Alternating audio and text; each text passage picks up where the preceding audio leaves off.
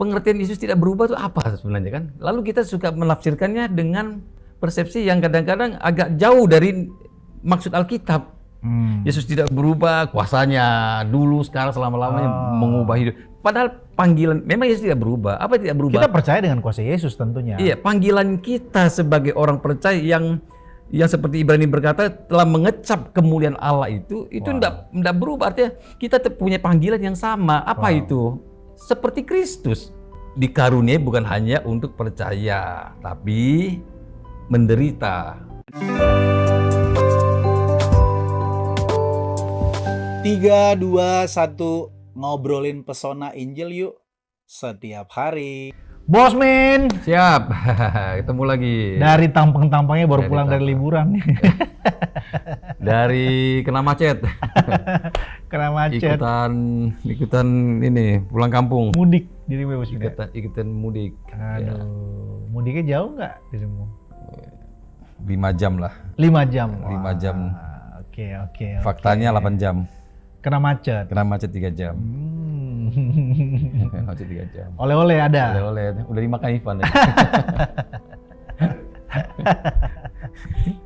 Oke, kembali lagi bersama dengan kita di Igre Ngopi, di ngomongin pesona Injil, ngobrolin pesona Injil. Ada satu teks, aku mau bacain. Ya. Jawab Yesus dalam Yohanes pasal 11 ayat 25. Jawab Yesus, akulah kebangkitan dan hidup. Barang siapa percaya kepadaku, ia akan hidup walaupun ia sudah mati. Ayat 26, dan setiap orang yang hidup dan yang percaya kepadaku tidak akan mati selama-lamanya. Percayakah engkau akan hal ini? Nah, ini pertanyaan pertanyaan teologis yang diungkapkan oleh Tuhan Yesus. Percayakah engkau akan hal ini, bahwa Yesus itu adalah kebangkitan dan dia juga adalah hidup.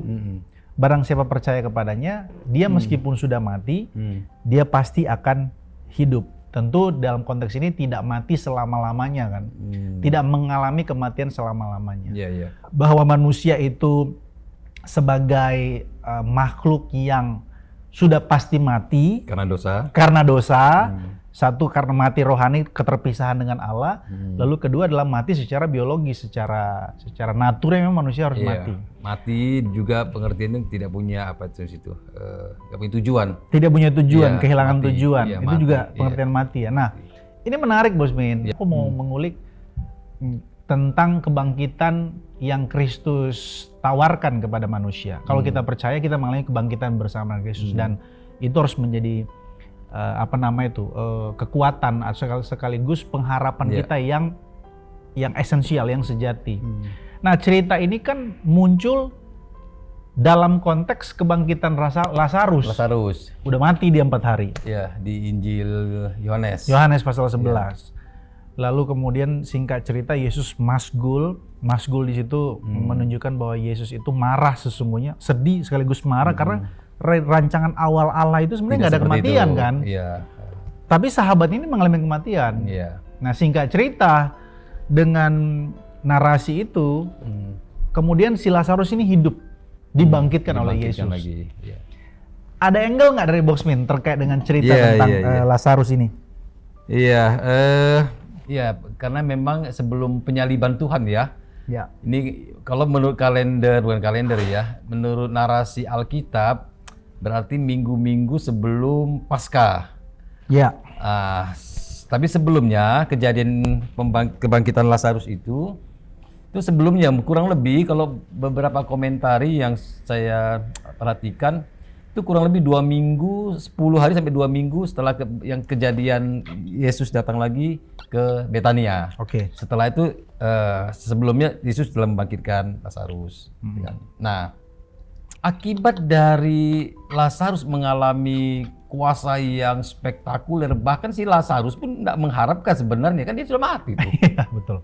Marta Maria juga menangis kan diceritakan, dinarasikan, seandainya engkau ada di sini kan dia gitu, tidak akan mati. Malah Tuhan kan waktu itu 4 hari kan setelah itu baru datang gitu. Lalu mereka waktu datang pun Marta yang memberikan semacam konfirmasi, udah 4 hari loh, udah berbau loh gitu. Iya. Seolah Yesus nggak ngerti gitu kan, Iya. pemikiran mereka. Nah, tapi di situ diceritakan Lazarus dipanggil keluar dari liang kuburnya, kuburan itu, lalu bangkit. Nah, masalahnya adalah apa? Setelah mengalami kuasa yang begitu hebat ya, kuasa yang begitu, mungkin kita akan terkagum-kagum ya. Tuhan melakukan sesuatu yang sangat spektakuler, dan itu hanya 1 atau 2 kali di saat Alkitab ya, brother ya. Yesus membangkitkan orang mati di Nain sekali, Ya. lalu Lazarus sekali, Lazarus. lalu mana lagi tuh? Ada lagi enggak tuh? Kayaknya cuma 2 kali kan? Anak yang Oh iya, perempuan itu kan. iya. Tabita kan dibilangnya. Ya. Nah, betapa luar biasanya ya setelah kebangkitan ini, khususnya saya menyoroti kisah di Injil Yohanes 12 ini, Lazarus. Setelah Lazarus dibangkitkan, ternyata yang terjadi bukan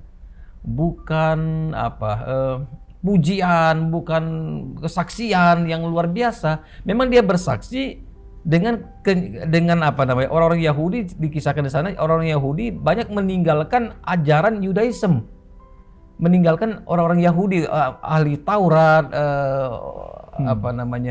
imam-imam. Konsekuensinya Lazarus ini akan dibunuh. Konsekuensinya Lazarus akan dibunuh setelah dia mengalami kuasa kebangkitan ini.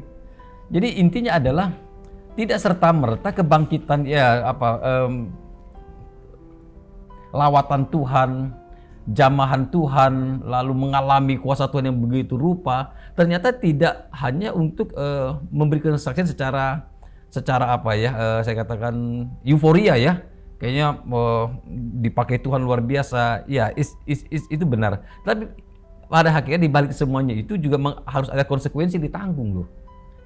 Harus ada konsekuensi ditanggung. Artinya apa? Ya udah menerima kemuliaan Tuhan yang begitu rupa itu nggak gratis, dalam arti pengertian nggak gratis, nggak cuma-cuma, punya tanggung jawab. Lu harus berani bersaksi, menyatakan kemuliaan Tuhan, dan konsekuensinya bukan tepuk tangan, bukan pujian, tetapi intimidasi, bahkan akan diancam pembunuhan. Oke. Gini. Aku mau supaya tidak miss. Tadi Bosmin katakan Lazarus mengalami mujizat yang spektakuler. Iya. Lalu kemudian Lazarus ini setelah mengalami mujizat yang spektakuler dari Kristus, dia bukannya dipuji atau orang tercengang, diundang sana sini kan. Tapi kemudian si Lazarus ini mengalami yang namanya intimidasi untuk dibunuh. Bahkan teksnya itu ada kan di coba lihat ya. Yohanes pasal 12 ya. 12. Aku mau ayat 9 ya mulai ya. Sejumlah besar orang Yahudi mendengar bahwa Yesus ada di sana, dan mereka datang bukan hanya karena Yesus, melainkan juga untuk melihat Lazarus yang telah dibangkitkan dari antara orang mati. Lalu imam-imam kepala bermufakat untuk membunuh Lazarus, sebab karena dia banyak orang Yahudi meninggalkan mereka dan percaya kepada Yesus. Jadi rupanya mujizat yang diadakan oleh Tuhan Yesus kepada Lazarus ini mengakibatkan banyak pengikut-pengikut orang Yahudi jadi mengikut Yesus. Gitu. Mujizat yang diberikan Tuhan Yesus ternyata di satu sisi jadi batu sandungan untuk orang Yahudi, dalam kacamata orang Yahudi. Pemimpin-pemimpin Yahudi agama. Apa point of view Boxmin atau Pastor Amin terkait dengan orang ini malah ingin membunuh Lazarus? Kenapa mereka tidak euforia mengikuti apakah karena iri hati pengikut-pengikutnya jadi mengikut Yesus, bukan mengikut orang Yahudi, atau seperti apa, Busmin? Apakah memang cuma karena iri hati saja? Oh, ada angle lain nggak dari Busmin? Iya. Kalau saya melihat dari sisi panggilan Tuhan ya, artinya gini, setiap orang yang mengenal Tuhan dengan benar, ya, mengenal Tuhan dengan benar, lalu pasti bersaksi kan, pasti bersaksi, pasti bersaksi dan tentu memuliakan Tuhan. Nah, satu sisi terkait dengan pada saat itu ya orang bersaksi juga sampai sekarang sama. Ketika orang bersaksi tentang Yesus memuliakan Tuhan, masih ada yang kontra. Iya. Pasti ada yang kontra. Setuju. Ya. Terkait dengan dunia kita hari ini, ya, tentu ya banyak faktornya ya. Tapi yang saya tekankan di sini adalah mengapa imam-imam kepala ahli Taurat dan seterusnya mereka begitu marah sekali dengan Yesus dan Lazarus ini, karena memang mereka menganggap ini memberikan satu pengajaran yang berlawanan dengan Yudaism, dengan konsep mereka. Dan satu yang kedua yang Yesus lakukan itu seringkali membuat mereka tidak bisa terima. Kenapa? Karena Yesus pernah berkata kepada mereka bahwa dialah Tuhan atas hari Sabat. Anak manusia itu Tuhan atas hari Sabat, dan itu akumulatif. Dan itu akumulatif yang membuat mereka tidak bisa menerima Yesus ini kan orang biasa gitu. Lagi pula bukan keturunan Lewi kan, kalau dari sisi silsilahnya. Betul. Yehuda kan, dari keturunan Yehuda. Itu juga membuat mereka nggak bisa terima dengan keberadaan silsilah dari keberadaan Yesus ini di sana. Gitu. Mungkin itu. Oke. Di ayatnya yang ke-11 ini kan banyak juga orang Yahudi yang percaya kepada Yesus karena melihat kesaksian si Lazarus. Kesaksian Lazarus. Ayat 11 itu. Nah, aku mau hubungkan ke era modern saat ini, Bosmin. Kira-kira apakah kesaksian hidup kita yang mengalami kuasa Tuhan, yang mengalami sesuatu yang spektakuler, yang ajaib tadi itu masih efektif untuk menyaksikan kebaikan Tuhan?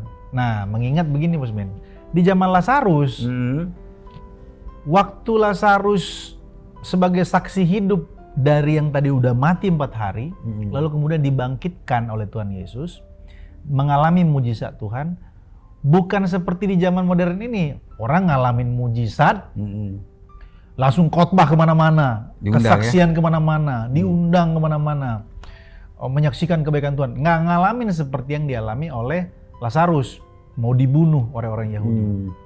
Nah, sebenarnya esensi dari kita bertuhan itu, apakah memang atau begini, atau apakah saat ini kekristenan sudah mengalami pergeseran value, nilai dari pengertian kekristenan itu sendiri? Kalau kita ingat apa yang Rasul Paulus sampaikan di zaman Filipi, kepadamu bukan hanya dikaruniakan karunia untuk percaya, tapi juga untuk menderita.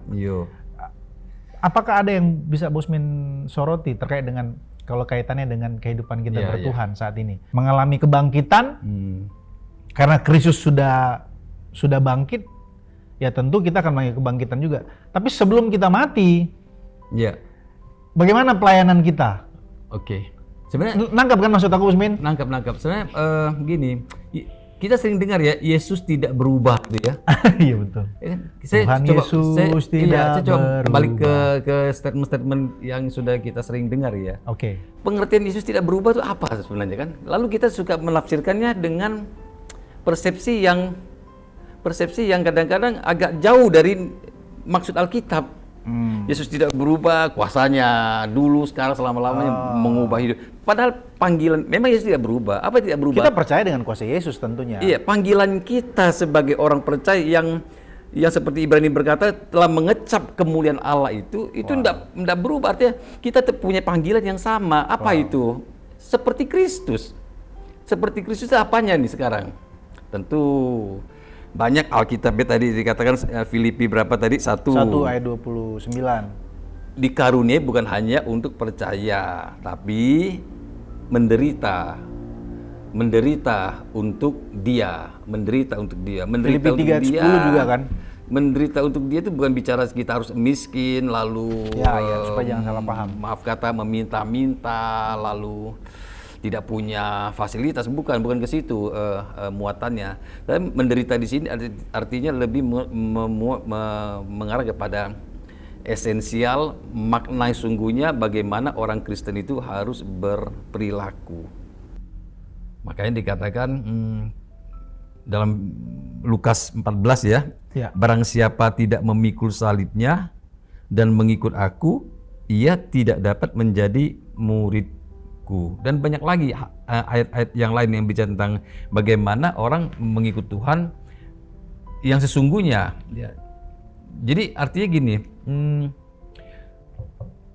konsekuensi seperti Lazarus itu dia pasti tidak nyaman. Pasti tidak nyaman, terintimidasi, bahkan ketakutan, bahkan beberapa komentari mengatakan sejarah setelah kenaikan Tuhan, Thomas ini menjadi rasul, bukan Thomas, Lazarus ini sampai dikejar kan?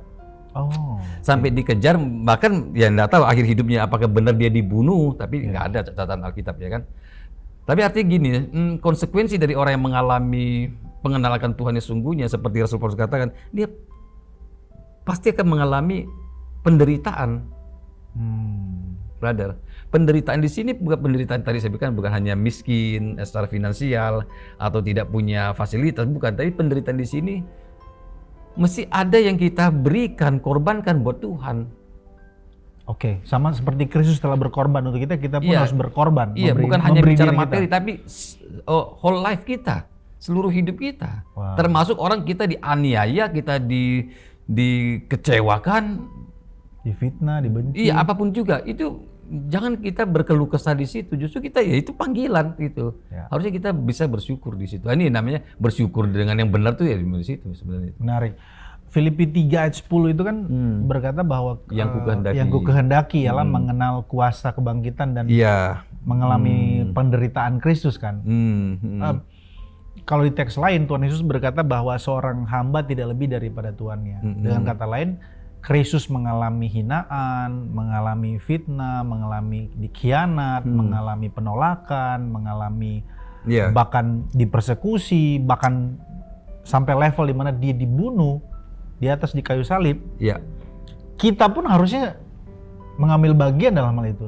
Maksudnya gini, Bosman sedang memberikan antitesis bahwa kekristenan itu tidak bicara tentang euforia mengalami kuasa Allah. Kesini itu bukan? Iya, bukan dengan mengalami kuasa Allah kita nggak. Kalau konteks sekarang ya. Nah, konteks sekarang.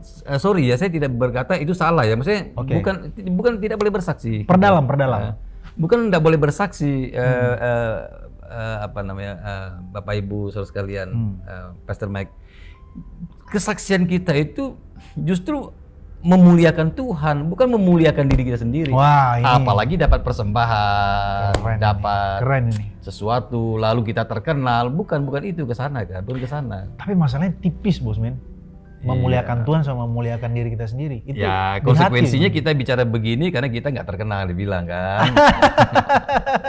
Siapa yang nggak kenal Bosman? Karena ya kita, ampun. Kan Igreja, saya apa Igreja kan? Bosman, gitu, kita ini ambasadornya Tuhan. Iya, makanya mungkin. Kan, kalau ya memang kadang-kadang kekristenan itu bisa nggak sih kita katakan terjebak ya? Terjebak dengan filosofis konsep entertain dari panggung yang sekarang kita adopsi di dalam gereja. Ya udah pastilah, karena memang kan 1 Yohanes 2 ayat 15, 16, 17 itu kan bilang bahwa dunia sedang hanyut dengan hawa nafsunya kan. Keinginan mata, keinginan daging, keangkuhan hidup. Ini kan ditawarkan terus nih oleh dunia kepada orang percaya. Gereja. Kepada gereja khususnya. Jadi gini maksud saya, gereja itu harusnya punya dasar atau punya pemahaman fundamental yang kuat terhadap Injil, sehingga bukan konsep dunia yang kita adopsi lalu kita mencoba membicarakan Kristus melalui filosofi sekuler dunia yang masuk gereja. Setuju. Maaf kata ya, misalnya nih. Setuju. Iya, misalnya apa? Tapi takut salah juga saya ini ya. Tapi kan banyak gereja sudah, misalnya contoh gini, saya lihat beberapa kali saya ke daerah ya. Jadi di daerah ya, sekarang gereja itu kalau nggak ada lightingnya itu merasa gereja nggak gereja gitu. Nggak ada Roh Kudusnya. Bukan gereja, itu kesian sebenarnya tuh ya. Betul. Harusnya kan kita tidak, maksudnya kita nilai-nilai kita itu jangan goyah karena gereja tanpa lighting, tanpa kamera, Tanpa musik yang bagus. iya, lalu merasa bukan gereja gitu Bos kan. Min mau ke situ ya arahnya. Iya, maksud saya kita Aku nangkap. pelayanan kita itu tetap harus konsisten dengan dasar-dasar kebenaran yang ya Yesus tidak berubah itulah artinya kan. Fundament tadi itu ya. Maksud saya ke situ. Ya, kalau kita lihat itu ya Bos Min, fenomena bergereja ya saat ini. Khususnya orang yang memperjualbelikan kuasa Kristus, sama kayak Bar Yesus ya yang ada di Kisah Para Rasul tuh, meminta Petrus bayarin Petrus untuk supaya ada kuasa, supaya dia bisa punya kuasa seperti Yesus. Nah, spirit seperti ini juga ada juga di zaman sekarang. Maksudnya begini, orang di dalam Kristus jualannya itu harusnya di Injil. Kalau kita pakai kata jualan ya, kita pinjam pakai kata jualan. Harusnya yang kita jual itu adalah produk yang original, yaitu Injil. Apa itu Injil? Kabar tentang kematian dan kebangkitan Kristus. Karya keselamatan ini yang dijalankan oleh Kristus. Ada banyak sekarang kekristenan lebih euforia, fokus kepada tadi itu, kuasa, mujizat. Bukan berarti kita tidak setuju dengan kuasa dan mujizat. Tapi ini yang tadi aku bilang, ngalamin pergeseran gitu Bos Min. Bos Min ngeliat itu bagaimana? Ya karena memang aku mau tahu dari Bos Min nih. Sebenarnya sederhana aja. Value-nya. Karena maaf ya, sorry. Gereja kalau nggak punya dasar yang pemahaman yang pakem ya tentang Injil itu sendiri, maka akan meminta bantuan dari luar. Bantuan dari luar untuk coba mengaktualisasi gereja supaya tidak ketinggalan, supaya jemaat banyak dan seterusnya. Padahal yang harus diperkuat adalah kebenaran itu sendiri. Pemahamannya, jemaat diajarkan kebenaran tanpa harus takut khawatir gereja akan ditinggalkan oleh jemaatnya, kan gitu. Sehingga dia harus memompa, tanda kutip memompa, dengan berbagai aksesoris. Begitu ada kesempatan dia coba untuk memperbaiki dari sisi luarnya, ya, soundnya, lightingnya. Ya saya tidak berkata itu tidak boleh, boleh saja. Tapi yang paling penting adalah bagaimana sih keberadaan gereja itu harus benar-benar mengadopsi apa yang Tuhan ajarkan. Ya. Gereja itu harus ada penderitaan, itu bagian daripada gereja dan orang motifnya mesti benar ya Bos Min. Motif pasti benar. Karena kita dalam hal ini tidak sedang berkata gereja yang punya lighting, yang punya entertain yang bagus, musik yang bagus, itu salah. Enggak, bukan ke situ ya. Tapi kita melihat lebih ke kedalamannya, motifnya. Motif ketika kita mengadakan itu apa? Tentu motif utama kita adalah mengenal Kristus, kuasa kebangkitannya, dan mengambil bagian dalam penderitaannya. Itu poin kita kan yang mau kita jemaat sampaikan. juga harus jemaat juga harus bisa menikmati walaupun tanpa fasilitas, tanpa lighting, jemaat bisa menikmati. Kenapa? Karena ada Injil di situ. Setuju. Karena ada Injil. Itulah kenapa ya kesederhanaan pendetanya, ya kan? Itu juga harus tercermin. Setuju. Silent tapi jemaat bisa ngelihat gitu kan. Nggak usah kita bersaksi dan sebagainya dengan verbal, tapi jemaat bisa menilai. Ini gembalaku, ini memang gembala yang siap menderita ini ya. Wow. Setuju. Aku mau dengar dari Bos Min. Mungkin di sesi ini power statement ya Bos Min terakhir. Apa yang bisa Bos Min sampaikan kepada jemaat dan seluruh orang percaya yang ada di dunia yang menonton ini terkait dengan Lazarus yang dibangkitkan Yesus, lalu kemudian kita hubungkan dengan kehidupan era modern kita saat ini, yang mengalami kuasa, yang menerima pertolongan Tuhan. Apa will-nya atau way forward-nya, langkah ke depannya, apa yang harus kita lakukan? Ya pasti kita bersaksi melalui cara hidup kita. Wow. Melalui cara hidup kita. Jadi penderitaan, pas kan bicara penderitaan, pas kan bicara pengorbanan. Ya, pas kan bicara anak domba yang disembelih. Yesus Kristus yang mati di kayu salib. Tujuannya kan apa? Menebus manusia dari dunia ini. Nah, dunia yang ditawarkan ini untuk supaya orang Kristen ini jangan sampai tenggelam. Justru dia ditebus dari dunia ini, dia harus berani berkorban, dia harus rela berkorban. Apapun dia korbankan untuk keselamatan yang Tuhan berikan itu. Tuhan Yesus telah berkorban kan untuk manusia, supaya manusia ini jangan tenggelam dalam dunia ini. Euforia kenikmatan dunia ini. Apapun juga lah, jangan tenggelam. Justru yang ditebus ini, orang percaya ini harus bangkit. Nah, bangkitnya ini dia harus rela berkorban. Wow. Dia harus rela berkorban. Stop sampai sana, Musmin. Ya, sip. Kita ketemu lain waktu. Thank you so much untuk obrolan ini. Begitu mempesona. Kiranya Jemaat Igrea dan kita semua boleh terus terpesona dengan Injil Kristus. Mari kita berkorban karena Kristus telah terlebih dahulu berkorban bagi kita. Tuhan Yesus memberkati. Sampai jumpa di lain waktu. Musmin, thank you. Thank you. Mantap. Tuhan berkati.